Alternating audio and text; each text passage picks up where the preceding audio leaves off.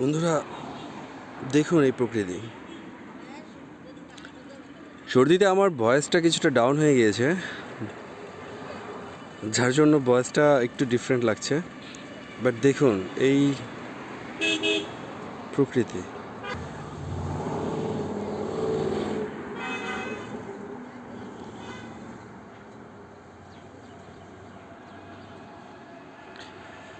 পথ হারা পথিক যেমন ক্লান্ত শরীরে তারপরে গাছের ছায়ে এসে রেস্ট নেয়, দেখুন এই গাছগুলা অনেকটা এমনই। ওই যে দূরে মানুষগুলা রেস্ট নিচ্ছে।